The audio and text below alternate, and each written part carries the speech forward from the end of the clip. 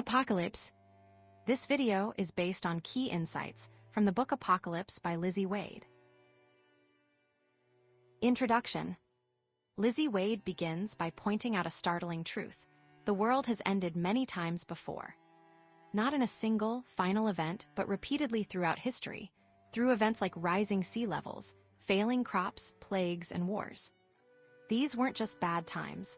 They fundamentally changed how people lived and who they were. Wade argues that understanding these past endings isn't about dwelling on disaster, but about learning how humans have always survived and adapted. It's a message of hope amidst current global crises. The author explains that past apocalypses weren't simply about suffering, though there was plenty of that. They were about transformation. Societies didn't just crumble, they changed, often in unpredictable ways. For example, after a city collapsed due to drought, people didn't necessarily rebuild it exactly as it was. They might have adopted new farming techniques, created different forms of government, or even developed new religions. These changes weren't always easy or immediate, but they were essential for survival. Wade emphasizes that these turning points forced people to decide, cling to the old ways or embrace change. Wade highlights that archaeologists, the scientists who study past civilizations, are uniquely positioned to understand these transformations. Unlike historians who rely on written records, often biased or incomplete archaeologists examine the physical remains of past lives. They look at where people lived, what they ate, how they built things, and even their DNA. This allows them to see not just the destruction caused by an apocalypse, but also the creative ways people responded and rebuilt. For instance, archaeologists can trace how communities migrated after a coastline was swallowed by the sea, or how they adapted their diets during a long drought. The author stresses that past societies weren't failures simply because they ended. They were experiments, some successful, some not. Wade cautions against judging them by today's standards or looking for simple explanations for their demise. Instead, she encourages us to see them as complex societies facing difficult choices.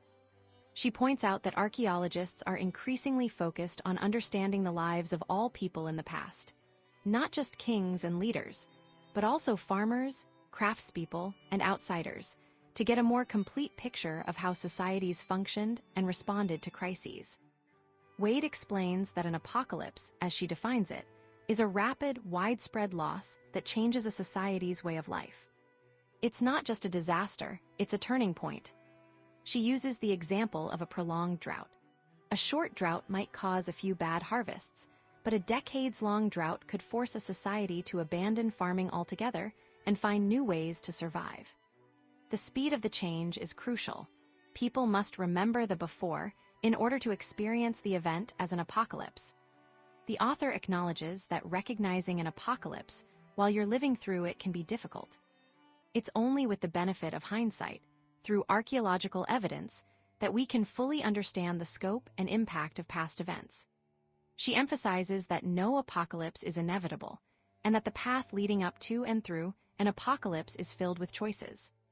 People aren't simply victims of fate, they actively shape their own destinies, even in the face of overwhelming challenges. Wade concludes by arguing that studying past apocalypses can prepare us for the challenges we face today: climate change, pandemics, political instability, and more. By learning how past societies survived, adapted, and transformed, we can gain valuable insights into our own resilience and potential for change. She encourages us to view the current moment not as a hopeless ending, but as an opportunity for a new beginning, built on the lessons of the past. It's a call to see our current crises not as unique disasters, but as part of a long and ongoing story of human survival. Chapter 1: How We Misunderstood the Apocalypse of Human Extinction. Lizzie Wade begins by describing the Dussel River Valley in Germany, a place where the first Neanderthal bones were discovered in 1856. This discovery wasn't just about finding old bones. It marked the beginning of understanding that humans hadn't always been alone on Earth. Early scientists, however, viewed Neanderthals through a biased lens, seeing them as primitive and less evolved than modern humans. Wade explains that this initial judgment, based on limited evidence, demonstrates how easily we can misinterpret the past when we apply our own assumptions. This is a crucial lesson for the future. We must be careful not to judge past peoples by today's standards. The story of the Neanderthal discovery highlights how scientific understanding evolves. Initially, scientists tried to fit the Neanderthal bones into existing beliefs, even resorting to a strange tongue test to determine their age. As technology advanced, like the development of radiocarbon dating, our understanding of the past became more accurate. Wade emphasizes that this process of revising our knowledge is essential. It shows us that what we believe to be true today might be proven wrong tomorrow, and that's okay, it's how we learn. This is a vital lesson for facing future challenges. Be open to new information and willing to change your mind. Wade details how the discovery of Neanderthal DNA revealed that modern humans interbred with them. This shattered the idea of a simple replacement of Neanderthals by Homo sapiens. Instead, it showed a more complex story of interaction and mixing. This discovery is a powerful example of how our understanding of history can be completely overturned by new evidence. It teaches us that the past isn't a straightforward narrative of winners and losers, but a tangled web of relationships and exchanges. This is a key lesson for the future. Recognize the interconnectedness of all people and cultures. The author explains that early interpretations of Neanderthal extinction often focused on the idea that Homo sapiens were superior and simply outcompeted them. However, Wade points out that this view is now being challenged. Evidence suggests that Neanderthals were already facing difficulties due to climate instability when modern humans arrived. This suggests that the apocalypse of the Neanderthals wasn't necessarily caused by us, but by a combination of factors, including a changing environment and their own vulnerability. This is a critical lesson for our future. Recognize that complex problems rarely have simple solutions, and that multiple factors often contribute to a crisis. Wade then introduces the Denisovans, another group of ancient humans discovered through DNA analysis. The Denisovans are even more mysterious than the Neanderthals, as very few of their bones have been found. However, their DNA lives on in some modern populations, showing that they, too, interbred with Homo sapiens. The Denisovan story underscores how much we still don't know about human history and the many different human groups that once existed. This is a humbling reminder that our understanding of the past is incomplete, and that there are likely many more stories waiting to be discovered. This teaches us to approach the future with curiosity and a willingness to learn from the unknown. Finally, Wade presents a fictionalized account of an encounter between Neanderthals and Homo sapiens, imagining a peaceful exchange of gifts and a young woman choosing to join the other group. This story serves as a hopeful counterpoint to the traditional narrative of conflict and replacement. It suggests that cooperation and integration were also possible, and that our ancestors may have been more adaptable and open-minded than we previously thought. Wade concludes that by learning from the past, including the mistakes and the successes, we can build a more inclusive and resilient future. The author suggests that recognizing the complexity of human history, embracing new evidence, and acknowledging the interconnectedness of all people are essential lessons for navigating the challenges that lie ahead. Chapter 2: How Sea Level Rise Spurred Ingenuity. Lizzie Wade explores the story of Doggerland, a land lost beneath the waves thousands of years ago, to show how understanding past disasters can help us face challenges today. Doggerland wasn't destroyed by a single event, but by a slow, relentless rise in sea levels following the last ice age. This wasn't just a geographical change. It dramatically altered the lives of the people who called it home, forcing them to adapt or move. Wade argues that this ancient story isn't just about what happened then, but about what might happen again as our planet faces a new period of climate change. The people of Doggerland were deeply connected to their environment, skilled at fishing, hunting, and gathering. They understood the rhythms of the land and water, and their lives were built around these natural cycles. When the sea began to creep closer, they noticed immediately. They weren't surprised by the change, but they were forced to respond. They didn't panic. They adapted, shifting their focus from lake resources to coastal ones, learning new skills and finding new ways to survive. This resilience, Wade suggests, is a key lesson from the past. It shows that humans are capable of adapting to even the most significant environmental shifts. Wade highlights how the story of Doggerland was almost lost to time. For centuries, evidence of this lost land, bones, tools, and petrified forests surfaced occasionally, but its significance wasn't understood. It wasn't until recent advances in technology, particularly seismic mapping used by the oil industry, that archaeologists could begin to piece together the landscape of Doggerland. This illustrates how important it is to look at the past with new eyes, using modern tools and perspectives to uncover hidden stories. It also shows how seemingly unrelated fields, like energy exploration, can contribute to our understanding of human history. The author emphasizes that Doggerland wasn't a sudden catastrophe, but a gradual process. This is a crucial point, as it mirrors the way climate change is unfolding today. The slow pace of change can make it difficult to grasp the urgency of the situation, but the story of Doggerland demonstrates that even gradual changes can have profound and lasting consequences. The people of Doggerland didn't have the benefit of scientific predictions, but they understood that the sea was rising and that their way of life was threatened. Wade also points to the importance of oral traditions and cultural memory. Aboriginal Australians, for example, have maintained stories about drowned lands for thousands of years, preserving knowledge of past landscapes and the events that reshaped them. These stories aren't just myths, they are a form of historical record passed down through generations. They demonstrate a deep connection to the land and a recognition of the cyclical nature of change.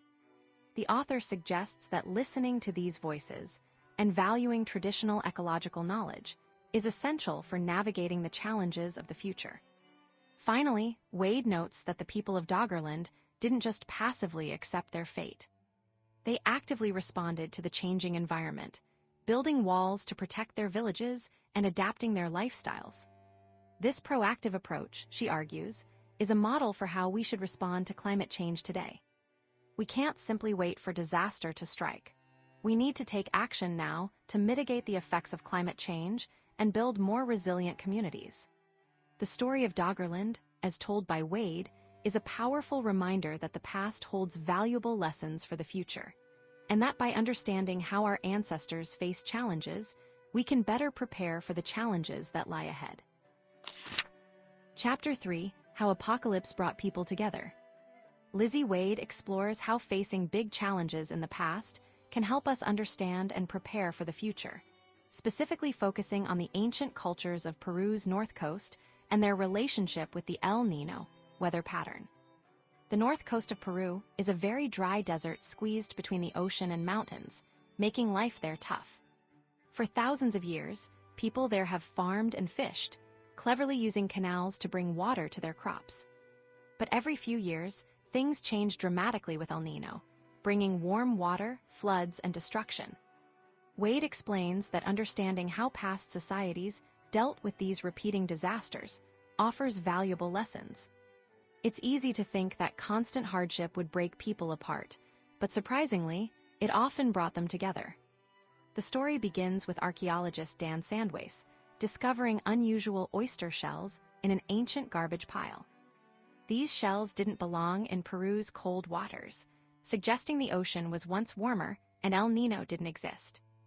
This meant the people living there thousands of years ago hadn't faced the recurring threat of El Niño and lived in a more stable environment. As El Niño returned, bringing unpredictable floods, the people adapted. They learned to share resources, help each other, and rebuild together.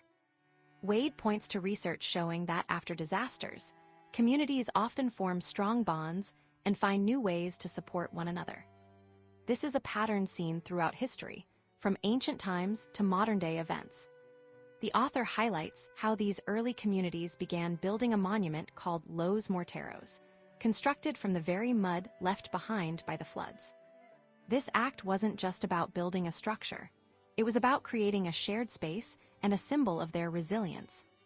Over time, as El Niño became more frequent, these communities grew more complex, building temple pyramids.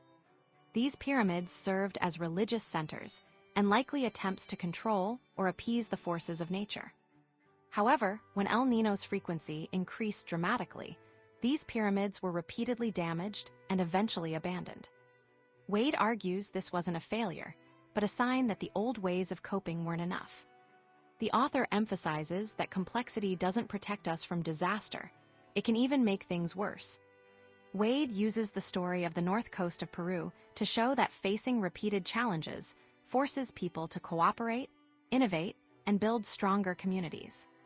The ancient Peruvians didn't have the technology we have today, but they understood the importance of working together and adapting to change. Their story is a reminder that even in the face of seemingly insurmountable obstacles, humans can find ways to survive and even thrive. By studying their experiences, we can learn valuable lessons about resilience, cooperation, and the importance of preparing for an uncertain future.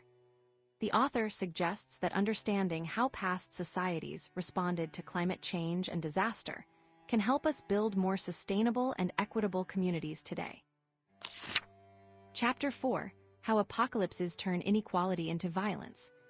Lizzie Wade explores how looking back at big disasters in history can help us prepare for challenges today and in the future.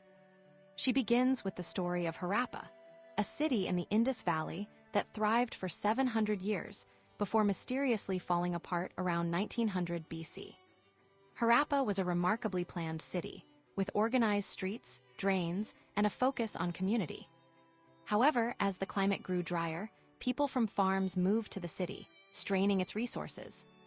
Wade explains that while Harappa seemed advanced, it wasn't prepared for a long-term environmental crisis and ultimately couldn't support its growing population when the food supply dwindled. The author points out that even then, signs of trouble were present: overcrowding, trash piling up but weren't recognized as warnings.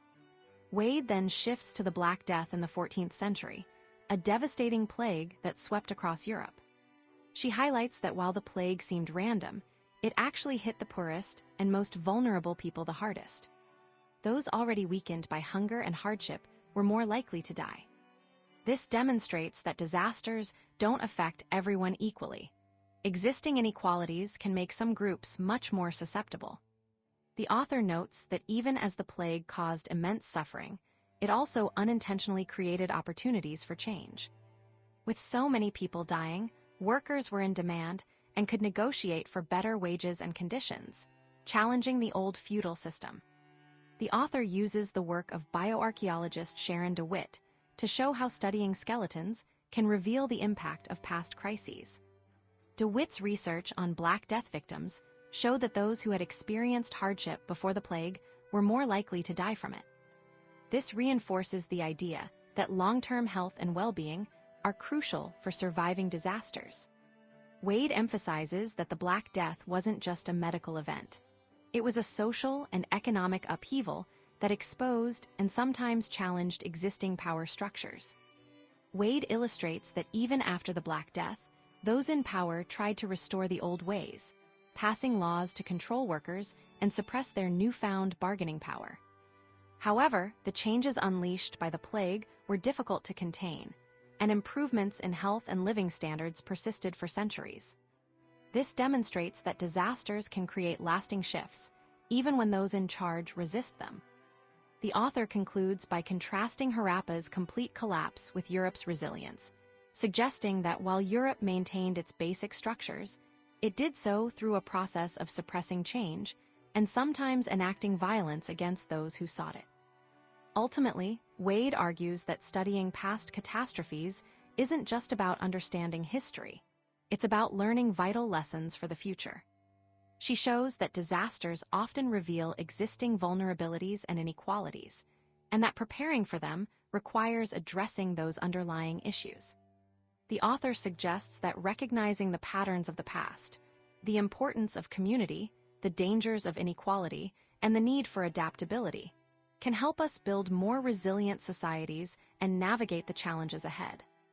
The stories of Harappa and the Black Death serve as powerful reminders that ignoring warning signs and failing to address systemic problems can have devastating consequences. Chapter 5: How Society Collapses but Civilization Survives. Lizzie Wade presents a fascinating comparison between two ancient civilizations, Egypt and the Indus Valley, to show how societies respond to challenges and what we can learn from their experiences. She begins by vividly describing life in ancient Egypt around 4,500 years ago, a time of immense building projects like the pyramids. This society was highly organized, with a strict social order where a king ruled over everyone, and people's jobs were determined by their place in society. The Egyptians relied heavily on the predictable flooding of the Nile River for farming, and the government controlled resources to ensure everyone had enough. This system worked well for a long time, but it also meant that when things went wrong, the consequences were severe. Wade then contrasts this with the Indus Valley civilization, which, at the same time, was remarkably egalitarian and cooperative. This shows us that there isn't just one way for a society to organize itself. However, both civilizations faced crises. For Egypt, the crisis was a prolonged drought that disrupted the Nile's floods. This led to famine, political instability, and ultimately, the collapse of the Old Kingdom. The author emphasizes that collapse isn't necessarily total destruction, but rather a loss of complexity and a shift to smaller, more self-reliant communities. It's a breaking down of the established order, not an ending of everything. The author uses the writings of Ipuwer, an Egyptian scribe, to illustrate the chaos and suffering during the collapse. Ipuwer's account, though biased towards the elite perspective, paints a picture of a society turned upside down. However, Wade points out that this perspective doesn't tell the whole story. Archaeological evidence suggests that while the elite suffered, many common people actually fared better during this period. They gained more freedom, more resources, and more opportunities to express themselves creatively. This is a crucial lesson. Catastrophes don't affect everyone equally, and they can sometimes create opportunities for those who were previously marginalized. Wade explains that the key to understanding collapse isn't just looking at the disaster itself, but also at the society's structure and its ability to adapt. Egypt's rigid hierarchy and centralized control made it vulnerable when the Nile failed. The Indus Valley, with its more flexible system, seems to have weathered its challenges more gracefully. The author highlights how the Egyptian state was built on a delicate balance between Upper and Lower Egypt, and maintaining Ma'at, truth, order, and harmony was essential. When that balance was disrupted, the entire system faltered. The author uses the example of Enkhtifi, a local leader who rose to power during the collapse, to demonstrate how new forms of leadership emerged in the absence of a strong central government. Enkhtifi focused on providing for his people and protecting them from chaos, a different approach than the divine kings of the Old Kingdom. This shift in leadership style shows how societies can adapt and find new ways to function even in the face of disaster. Wade emphasizes that the collapse of the Old Kingdom wasn't a simple tragedy, but a period of transformation and innovation. Ultimately, Wade argues that studying past collapses, like that of the Old Kingdom Egypt, provides vital lessons for our future. It shows us that complex societies are vulnerable to disruption, and that rigid systems can be less resilient than more flexible ones. It also reveals that catastrophes can create opportunities for positive change, and that the experiences of marginalized groups are often overlooked in traditional historical narratives. By understanding how past societies responded to challenges, we can better prepare for the challenges we face today and build more sustainable and equitable futures. The author's work suggests that looking at the past isn't about predicting doom, but about learning how to navigate uncertainty and build a more resilient world. Chapter 6: How Post-Apocalyptic Societies Reinvent Themselves. Lizzie Wade begins by recounting the explorations of John Lloyd Stephens and Frederick Catherwood in the Yucatan Peninsula in the 1840s. They discovered the ruins of ancient Maya cities, hidden and overgrown, sparking interest in a lost civilization. Wade uses their journey as a starting point to explore a bigger idea: how studying past collapses can help us understand and prepare for challenges today. She emphasizes that understanding how societies have dealt with hardship in the past provides valuable lessons for our future. The author then vividly describes daily life in the Maya city of Ache around AD 700, showcasing a bustling market and a society deeply connected to its environment.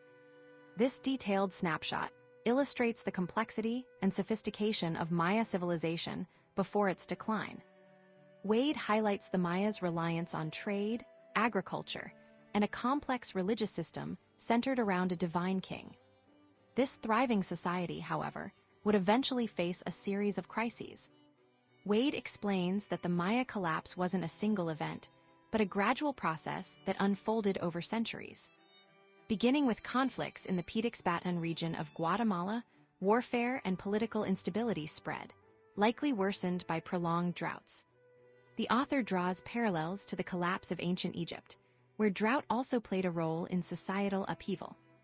She points out that a system built on the power of a divine king proved vulnerable when faced with environmental challenges beyond its control.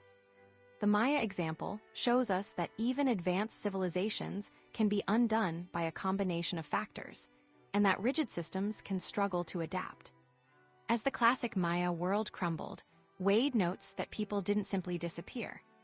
Instead, they adapted. They moved from cities to smaller villages, rebuilt their lives, and rejected the idea of divine kingship. This is a crucial point for Wade. The Maya didn't just experience a catastrophe, they responded to it, creating a new way of life. She uses the example of Ache, where people repurposed the ruins of the old city, building homes and shrines within the abandoned structures. This demonstrates a resilience and resourcefulness that allowed them to survive and thrive even after the collapse of their civilization. The author then focuses on recent archaeological work at Ache, led by Roberto Rosado Ramirez, who challenged the traditional view that the city was completely abandoned after the Classic period. Rosado Ramirez's work revealed evidence of a continued, albeit smaller, community living among the ruins, adapting and reusing the materials of the past. This discovery is significant because it shows that the Maya didn't simply forget their history. They actively incorporated it into their new lives. They built upon the foundations of the past, creating a new society that was more flexible and resilient. Wade emphasizes that the post-classic Maya, after the fall of Mayapan, consciously rejected centralized power and divine kingship, opting for a more decentralized and community-based system. This decision, she argues, was a direct result of learning from the failures of the past. They understood that rigid hierarchies and reliance on a single leader could make them vulnerable to collapse. This is a key lesson for us today, recognizing the dangers of unchecked power and the importance of adaptability. The author concludes by describing a scene from around the year 1400, depicting a child discovering a carved stone in the ruins of Ache. This image symbolizes the enduring connection between the Maya people and their past. The child's act of leaving a tamale as an offering demonstrates a respect for ancestors and a recognition that the ruins are not simply relics of a lost civilization, but a living part of their cultural identity. Wade suggests that by studying these past societies, we can gain valuable insights into how to build more sustainable and resilient futures for ourselves. The Maya story, she argues, is a powerful reminder that even in the face of catastrophe, human ingenuity and adaptability can prevail.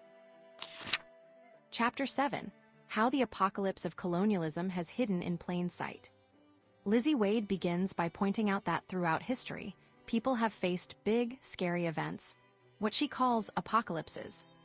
These weren't always the end of the world, but times of huge change and trouble. Ancient Egyptians saw their kingdoms rise and fall. Europeans bounced back after a terrible disease called the Black Death, and people left behind big cities to live in smaller communities. Each time, people learned how to survive and even grow stronger. Wade argues that these past experiences hold important lessons for us today. The chapter then focuses on a particularly significant apocalypse, the arrival of Europeans in the Americas in 1492. Wade emphasizes this wasn't just a discovery, but a global turning point that changed everything for millions of people. It brought not only new connections between the world, but also violence, disease, and the destruction of cultures. She stresses that this event, often presented as progress, was actually a massive disaster for many. It's a story that's been told in a way that hides the truth about how much suffering it caused. Wade believes understanding this history as an apocalypse is crucial. It means recognizing that things didn't have to happen the way they did, and that the world we live in today is a result of choices made during a time of immense upheaval. She wants to rewrite the story, including the voices of those who were silenced or ignored. She chooses to focus on the story of the Aztec Empire and its capital, Tenochtitlan, as a key example. This story, she explains, shows how even in the face of overwhelming odds, people are resilient and creative. The narrative then shifts to the Aztec world in 1519, detailing how Moctezuma, the Aztec ruler, first learned of the approaching Spanish. He was curious and even arrogant, sending gifts to the newcomers, believing they would be impressed by his wealth and power. However, his advisors were wary, seeing the Spanish as uncivilized and potentially dangerous. Moctezuma, driven by a desire for knowledge and novelty, decided to invite them to Tenochtitlan, a decision that would have devastating consequences. Wade highlights the sophistication of the Aztec civilization, built on a foundation of adaptability and resourcefulness. Tenochtitlan was a marvel of engineering, built on an island in a lake, with canals, causeways, and chinampas, artificial islands for farming. The Aztecs had a complex social and political structure, and a rich cultural life. However, like all empires, they had enemies, most notably the Tlaxcalteca, a fiercely independent republic who would become crucial allies to the Spanish. The author explains that the Spanish didn't conquer the Aztecs through superior technology alone. It was the alliance with the Tlaxcalteca, who had their own reasons for wanting to overthrow Aztec rule, that proved decisive. The Spanish also brought with them a new kind of warfare, total war, characterized by extreme violence and a willingness to inflict suffering on civilians. Wade introduces Marina, an indigenous woman who played a vital role as a translator and advisor to Cortés. Marina's story illustrates the complex dynamics of the conquest and how individuals could navigate and even influence events during a time of immense upheaval. She was a key figure in understanding the motivations and intentions of both sides. The chapter details the events leading up to the fall of Tenochtitlan, including the massacre of Aztec nobles, the death of Moctezuma, and the devastating impact of smallpox, a disease brought by the Europeans to which the Aztecs had no immunity. Wade emphasizes that the epidemic wasn't just a biological event, but was worsened by the violence and disruption of colonial rule. Finally, Wade describes the archaeological work being done in modern-day Mexico City, built on the ruins of Tenochtitlan. She recounts how archaeologists are uncovering evidence of Aztec resistance, such as the deliberate burial of sacred objects under colonial buildings. This, Wade argues, shows that the Aztecs didn't simply accept their fate, but actively sought to preserve their culture and identity in the face of destruction.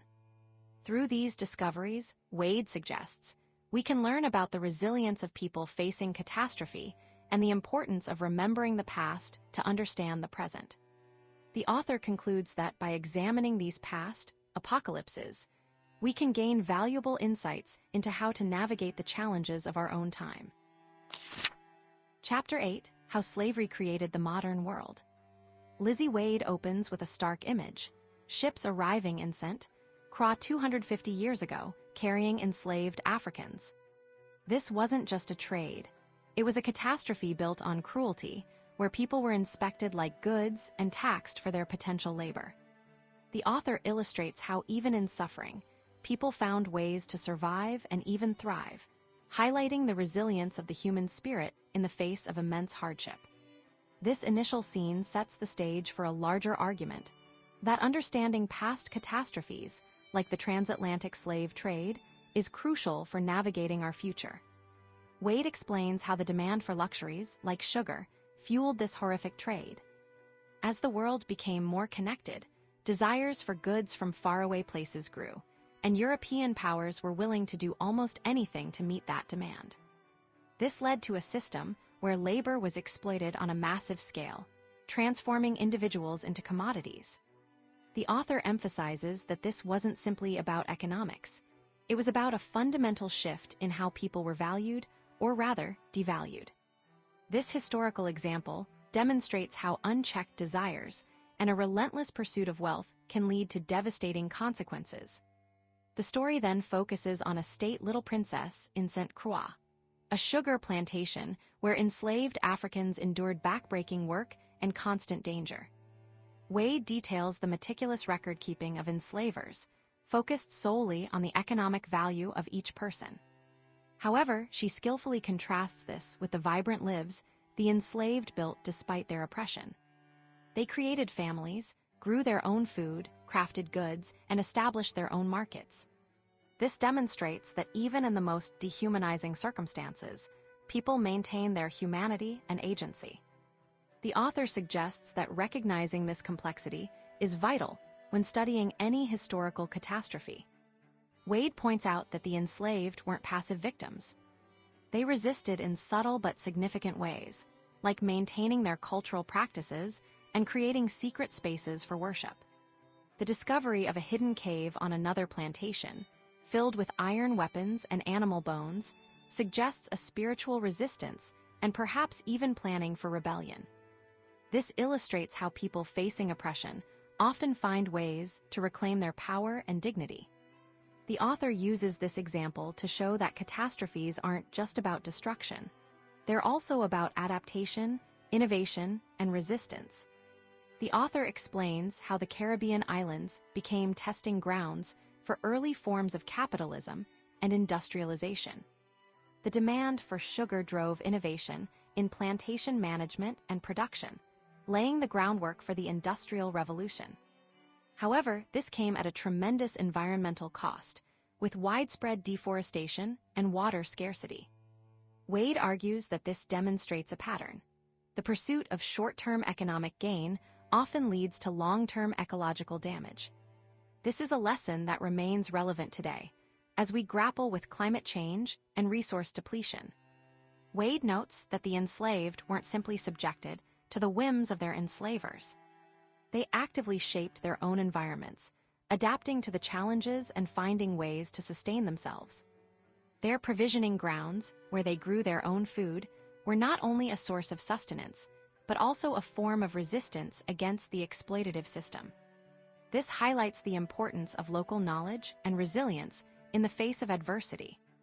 The author suggests that understanding how communities have adapted to past crises can inform our strategies for building a more sustainable future. The author concludes by emphasizing that the legacy of slavery continues to shape the world today. Even after abolition, many formerly enslaved people remained on plantations as laborers, and the economic structures built on exploitation persisted. Wade uses the archaeological discoveries at a state Little Princess to illustrate the enduring impact of this history. She argues that by carefully examining the material remains of the past, we can gain a deeper understanding of the complexities of catastrophe and learn valuable lessons for the future. The author's work suggests that confronting difficult histories is not just about acknowledging past wrongs, but about building a more just and equitable world. Chapter 9: Why We've Stayed Trapped in the Apocalypse and How We Can Find Our Way Out. Lizzie Wade explores how looking back at past disasters can help us deal with problems today and in the future. She begins by describing Mexico City, built on the ruins of the Aztec capital, Tenochtitlan. After the Spanish conquered the city, they tried to change it completely, draining the lake it was built on. But this actually made things worse, leading to more floods and the city slowly sinking. This shows how trying to ignore or completely control nature can backfire, creating new problems instead of solving old ones. Wade then travels to the north coast of Peru, where ancient people faced a repeating challenge: El Niño, a weather pattern that brings huge floods. Instead of fighting these floods, they learned to work with them. After El Niño became more frequent, they built special canals to catch the floodwaters and fields designed to handle the extra water and mud. This allowed them to continue farming even during the floods, showing a clever way to adapt to a changing environment. The author emphasizes that many past civilizations didn't simply collapse when faced with disaster. Instead, they often found ways to rebuild and even thrive. In Ache, a Maya city, people came together after a collapse to create a new, flourishing community. Similarly, after a devastating earthquake in Mexico City in 1985, people organized themselves to rescue others and demand better government. These examples demonstrate that disasters can spark community, innovation, and even political change. Wade points out a crucial idea: the world isn't starting fresh now with climate change. We are already living in a world shaped by past disasters and mistakes. Colonial actions, like draining the lake in Mexico City, have long-lasting consequences. Ignoring the lessons of the past, like the importance of working with nature instead of against it, will only make things worse. The author uses the example of Australia, where Aboriginal people traditionally used controlled burns to manage the land, preventing large wildfires. When these practices were banned, wildfires became much more dangerous. This illustrates how dismissing traditional knowledge can have harmful effects. Wade argues that recognizing we live in a post-apocalyptic world, a world already shaped by past collapses and traumas, is the first step towards building a better future. It means acknowledging that our current problems aren't new, and that solutions often lie in understanding how people have adapted to challenges in the past. The people of the Pampa de Macan didn't try to eliminate El Niño. They learned to live with it, turning a threat into an opportunity. Ultimately, Wade suggests that facing our current challenges requires not just technological solutions, but a shift in perspective. We need to learn from the past, embrace adaptation, and recognize that true resilience comes from working with, not against, the forces of nature and the wisdom of those who came before us. The gifts of a post-apocalyptic world aren't what we want, but they can be the key to creating something new and better. And that brings us to the end of our summary of this book. I hope you found it insightful and valuable. If you enjoyed this video, hit like and subscribe for more. Your support helps us bring you more great content. Thanks for watching.